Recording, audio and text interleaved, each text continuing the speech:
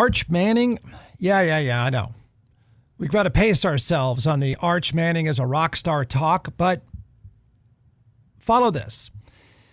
As a rock star, he could have gone a couple of different ways, given that he's from football royalty and one of the highest profile families in this country. Certainly when it comes to sports media, no doubt. Nobody is as exposed as the Manning family. The path he's taken and why he's taken the path that he has is really interesting. It's why he's done it, I think, is even more interesting. He could have been, as a rock star coming from, and I'm going to explain something interesting about this and why I think he's ended up where he is.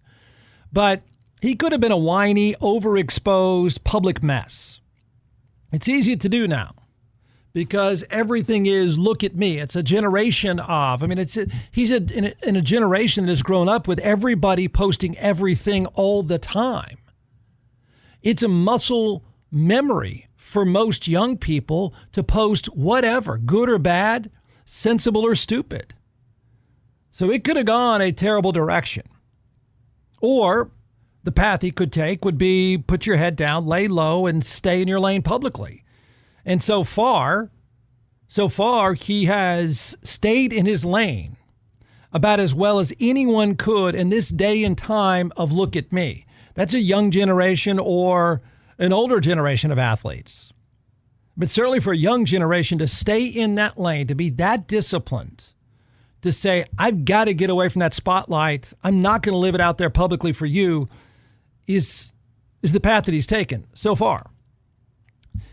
I've said it many times, but I'll repeat it because I think it works pretty well for this conversation, given what his father has said recently. He's the most high-profile high school recruit ever. Okay? Now, didn't say, and every time I qualify, I'm not saying he's the best. I'm saying the most high-profile. And that's partly because of the time we live in. But he's the most high-profile high school recruit ever. He's the most high-profile college football player today. And maybe ever. Really. I'm fine with debating that, but I'm not sure he's not the most high-profile player, college player. And I know it's a lot to take in, but there's just so much more media now. He's already the favorite to win the Heisman Trophy, and he started a couple of games against awful competition. That's it. Imagine playing three games, and you are by far the favorite to win the Heisman Trophy. Name another time, another place, another player that would fit that description. You can't find one. After 3 games, give me a break. 3 games against terrible competition. Will he be a great player? I don't know. I don't know, and neither, just to be clear, neither do you. You don't. You can pretend that you do and say, I told you so, Ward. No, you don't. You don't know that.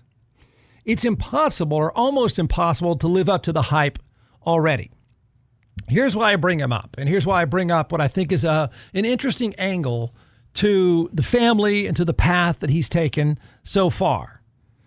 He's now got a Red Bull endorsement deal, and obviously part of that, and if you're Red Bull, you want the most high-profile young player in the entire country. It fits the demographic. It cuts through the clutter, and nobody will be as exposed as a college player as Arch Manning, and it won't even be close. So it makes perfect sense that Red Bull would do this, and it would make perfect sense. The report is it's upwards of $6 million.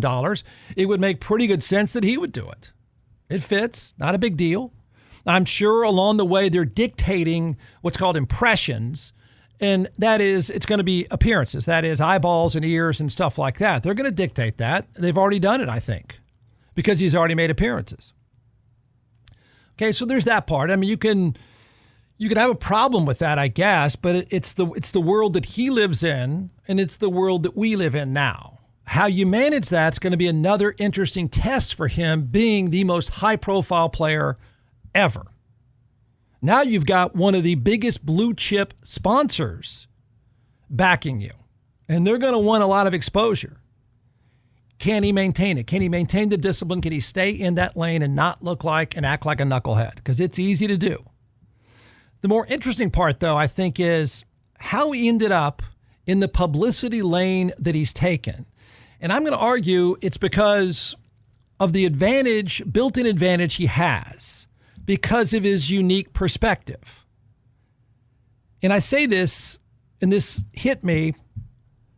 It reminded me of a few different players that I've known, but it hit me after listening to his dad do an interview. First of all, Red Bull has pushed Arch Manning out there. He's wearing the gear. He's doing interviews, talking about himself.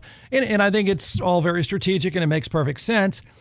And his dad, I guess because of Super Bowl week, is doing an interview. So they're talking for the first time, which I've always found the fact that they lay low, stay in their lane, shut up. I think it's been admirable. Having listened to his dad, I kind of figure it out. And I want you to appreciate the perspective this kid has had that could have taken him one or two ways. I mean, it's a great perspective. He has such an advantage over every other big-name high school player, every other big-name college football player. They have no perspective. And I can tell you that from experience. They have no perspective. This guy has seen it all. He's seen what the limelight is like. And somehow, some way, he's been incredibly disciplined in the path.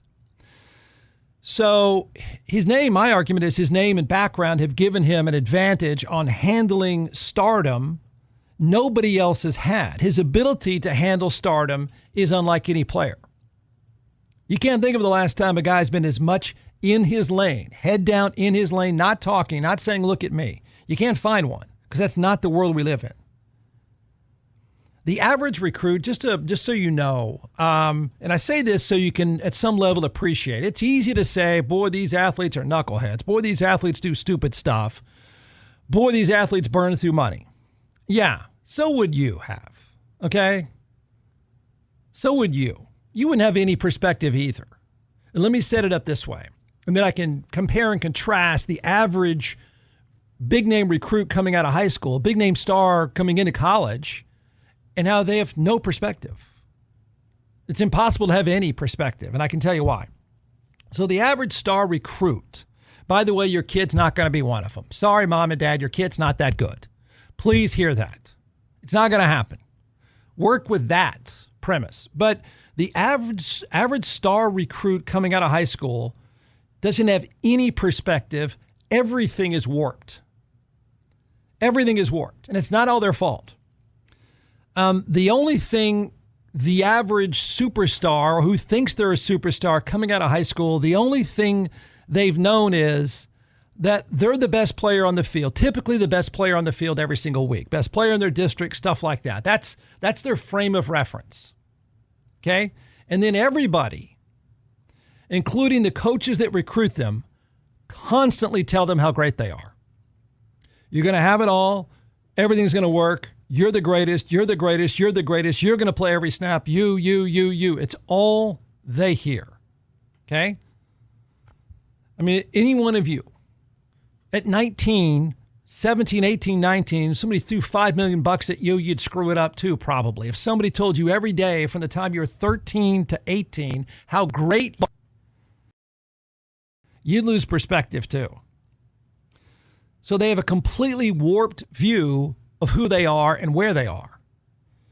And it's impossible, I would argue, it's impossible for them to not have a warped view of themselves. It's impossible for them to have any perspective of the real world. It's possible for them to have any perspective of the real sports world even. I haven't seen much. They just know they're supposed to be the best, and everybody tells them they're the best. And it's, again, this is going to sound a little bleeding heart, but I have a level of sympathy since I played with a lot of guys, and I would see this happen. And then the world doesn't give a flip, and you turn out to be not as good as you thought. Or you get a bad break here or there, and you're completely unprepared, and you're completely warped on who it is you think you really are at 17 and 18 and 19. So they all think and are told, and it's a terrible setup, it really is. They all think they're the next Saquon Barkley. They think they're the next Patrick Mahomes. They think they're the next Joe Burrow. That's just like this frame of reference. It's all they know. And then somebody who they think knows what they're talking about is telling them, oh, you're as good as Burrow. Oh, yeah, you'll be out there on Sundays. Now, you throw in the fact that the majority of young, and I'm talking about kids going to football factories, okay? Probably 300 of them every year, maybe more. But the majority of them come from poor backgrounds. Not all, but majority. And now they're introduced to the prospect of making money for the first time on sketchy NIL deals from sketchy people out of the back of a car. Yeah, they're going to be kind of screwed up. And yeah, they're probably going to do some pretty stupid stuff. And yeah, they can't manage very well. So am I asking you to feel a little bit sorry? I don't know if sorry is the right word. I'm just saying appreciate how they don't have a perspective. And then compare that to the advantage, the healthy advantage Arch Manning has had. I mean, he knows it. I'll even use myself as an example. People are going to say, well, it's easier for Arch Manning because he has family money. He comes from money, so he can afford to be selective and patient. And that's true. Okay, that's true. Any one of us at any age would jump at the money. So yeah, he had the opportunity and the ability to be patient. But think how well he's handled stardom already. Now he has the keys to the Texas football program, the highest profile, the biggest money-making machine there is, the biggest hype machine there is. But no star player who's had their head filled with lies tolerates sitting for a year. No way. At no level. I'm not even talking about the guys at that level. When you play Division I football, you're the best player in your district usually. You're the best player in your team. You're going to be the best player, one of the three best players in your district. And the idea of you ever sitting on the bench is a completely foreign subject. No way, no how. Nobody sits for a year. Nobody sits quietly for 2 years. Nobody. And I don't know that I blame them. Never complaining. Never ranting publicly. Never being an idiot on social media. Never throwing a teammate or a coach under the bus. And it would be understandable. Hey, man, you told me I'm going to play, and here I'm sitting around 2 years. Here's the thing about him, though. And I was listening to his dad talk. I thought, man, it's I can relate to this somehow. And I'll tell you how I can relate to this. Certainly not at his caliber. But he's seen and lived what stardom is. Right? Every other kid, money or not, but most are poor. Most are not very educated. It's a sick, twisted system that just churns out players who have no future whatsoever. I hate to break it to you, but it's not a good system. But he knows what stardom is. Most kids would only know I'm a star. He knows exactly what real stardom is. He's seen it and been around it. He knows what it's like. He knows what the hangers-on are like, and they're no good. Being a celebrity never is a good day. It's never good. So he knows exactly what it is. He's been lectured. Now, having listened to his dad, you'll hear this as well. He's been lectured on how it's not a great look. Lay low.